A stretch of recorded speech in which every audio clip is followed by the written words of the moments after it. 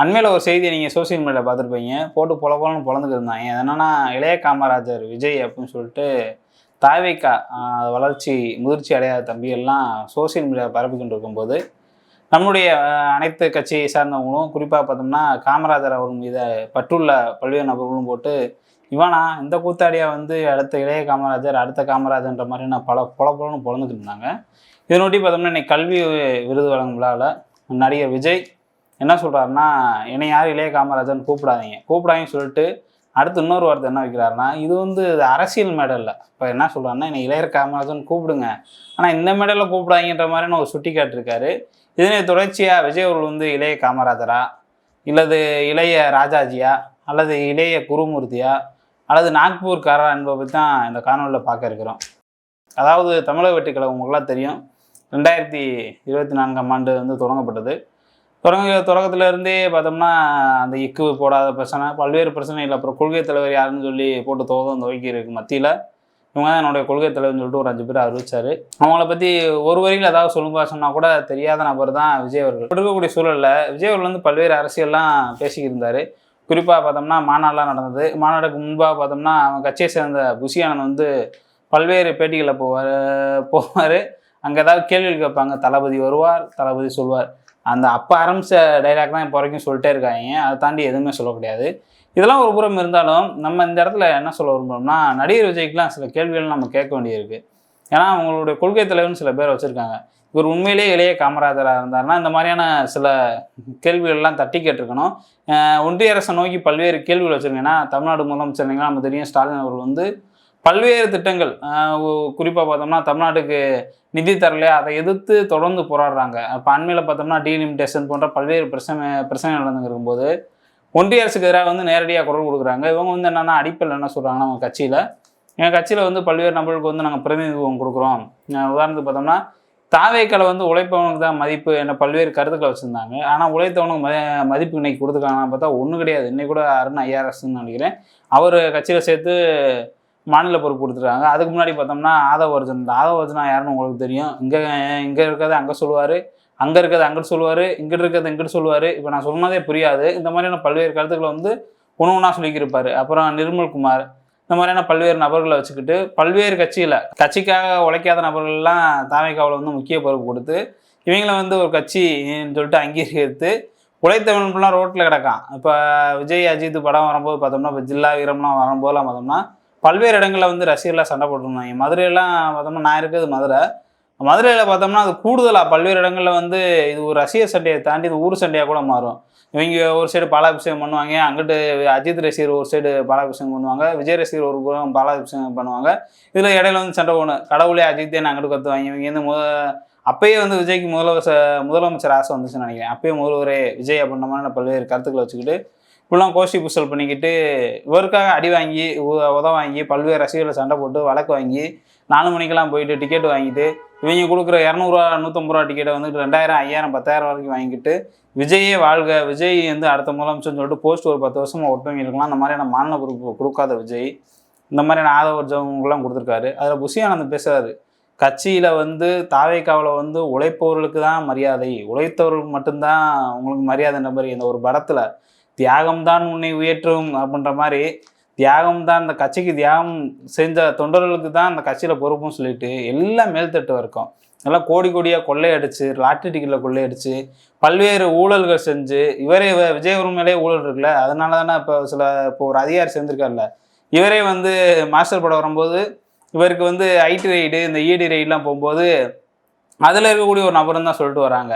இதற்கு மத்தியில் தான் காமராஜருடைய அந்த ரோல் வருது. ரோல் எப்படின்னு கொண்டு வராங்கன்னா, தாவேக்காரங்க சும்மாவே இருக்க மாட்டாங்க. பாவம் அவங்க ஒரு 15-18 வயசு பையன், ரொம்ப அறிவில் வந்து முதிர்ச்சி இல்லாத தம்பியை ஓட்டே பல பேருக்கு இருக்காது. அவங்களுக்கு வந்து யாராவது ஒரு இப்போ உதாரணத்துக்கு ரீல்ஸில் ஒரு பெரிய ஹீரோ போய்க்கிருந்தாருன்னா அவர் தான் விஜய்ன்னு சொல்லிட்டு ஆரம்பிச்சிருவாங்க. அந்த மாதிரி தான் காமராஜர்னு சொல்லிட்டு பல்வேறு கருத்துக்களை முன்வைக்கிறாங்க. காமராஜரை தாண்டி கலைஞர் அவர்களுடைய செயல்பாடு தமிழ்நாட்டில் வந்து சொல்ல முடியாது. ஏன்னா இவங்க காமராஜரை சொல்வதன் மூலமாக என்ன சொல்ல விரும்புகிறாங்கன்னா, கலைஞர் ஆட்சி சரியில்லைன்ற மாதிரியான பல்வேறு கருத்துக்களை வைக்கிறாங்க. இப்போ நமக்குலாம் தெரியும், செம்மொழி அப்படின்னு சொன்னது இதற்கு முன்பு அப்படி இருந்துச்சு, வெறும் தமிழாக தான் இருந்துச்சு. தமிழுக்கு வந்து ஒரு செம்மொழி அந்தஸ்து வழங்கி கொடுத்தவரே டாக்டர் கலைஞர் தான். இது நடிகர் விஜய் அவர்களுக்கும் தெரியும். இருந்தாலும் வந்து திட்டமிட்டு கலைஞரை வந்து இன்னைக்கு வந்து ஒரு மிகப்பெரிய ஒரு சக்தியாக திராவிட முன்னேற்ற கழகம் இன்னைக்கு பார்த்தோம்னா 200க்கு 200 சொல்லிக்கிருக்காங்க. இன்னும் 230 சொல்லலாம். ஆனால் முதலமைச்சர் அவர்கள் சொல்லிட்டாங்க, இதுக்கு மேலே நாங்கள் சொல்ல மாட்டோம், ஆனாவும் 200க்கு மேலே தான் நாங்கள் வெற்றி பெறுவோம், வெல்வம் 200 படைப்போம் வரலாறுண்டு.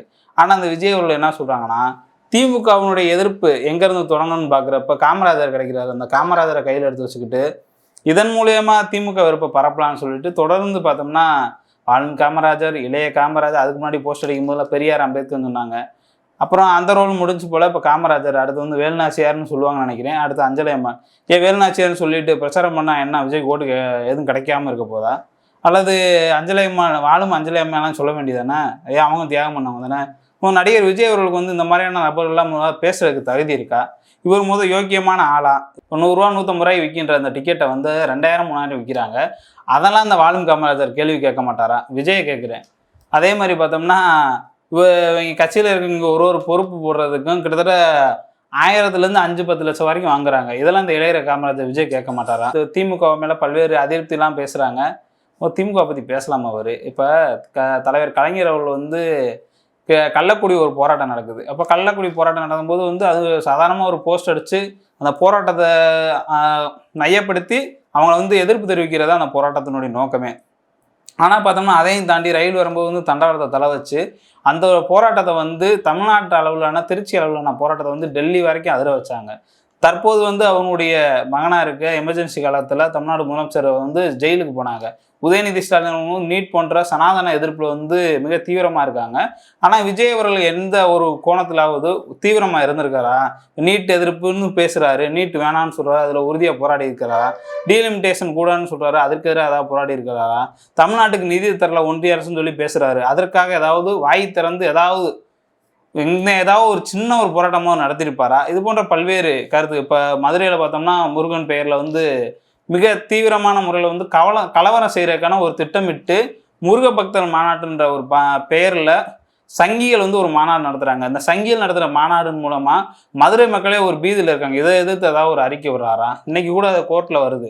இவங்க வந்து நாங்கள் அறுபடை வீடு கட்டி இங்கே வந்து முருகனை கொண்டு வர போகிறோம், முருகனுக்கு ஆட்சி கொண்டு வர போகிறோம்னு சொல்லிட்டு அண்மையில் பார்த்தோம்னா இந்து முன்னணி தலைவர் காடேஸ்வர சுப்பிரமணியம் வந்து அறுபடை வீட்டிலேயே வேலை கொண்டு வந்துட்டு இதில் தாயா முருகன் சக்தியே இருக்குது அப்படின்னு சொல்லிட்டு ஒரு மாய தோற்றத்தை உருவாக்கிட்டு மக்கள் மத்தியில் ஒரு பீதியை கிளப்பி இஸ்லாமிய கிறிஸ்தவ மக்களுக்கு எதிராக பல்வேறு விதமான ஒரு எதிர் தாக்குதலை வந்து நடத்துறதுக்கு திட்டமிட்டிருக்காங்க. அண்மையில் தெரியும் உங்களுக்கு, திருப்பரங்குன்ற மலையில் விவகாரத்தில் பல்வேறு பிரச்சனை நடக்கிறது. அங்கே இருக்க சிக்கந்தர் தர்காவை வந்து எடுக்கின்றக்காக பல்வேறு போராட்டங்களை செய்கிறாங்க. இதெல்லாம் எதிர்த்து விஜய் அவர்கள் கேள்வி எழுப்புகிறாரா? இப்படியெல்லாம் இருக்கின்ற முக்கிய பிரச்சனைகள், இது மாதிரி பல பிரச்சனைகளை பட்டியலிட்டு போக முடியும். இதுக்கெல்லாம் கேள்வி கேட்காத விஜய் அவர்கள் வந்து கீர்த்தி சுரேஷ் திருமணத்துக்காக போகிறாருங்க. தனி விமானத்தில் யாரோட போகிறாரு? திரிசாவோட போகிறாரு. இதுதான் வாழும் காமராஜரா, இளைய காமராஜரா? அப்போ ஒரு சம்பிரதாயத்துக்காக பேச மாட்டேன், சம்பிரதாயத்துக்காக எதுவும் பண்ண மாட்டேன்னு சொல்கிறது ஒரு வெற்று கூச்சல் தான். ஒரு மேடையில் வந்து சும்மா வந்து நம்ம தன்னை வந்து ஒரு பரபரப்பாக பேசிக்கிட்டு இருக்கலாம்.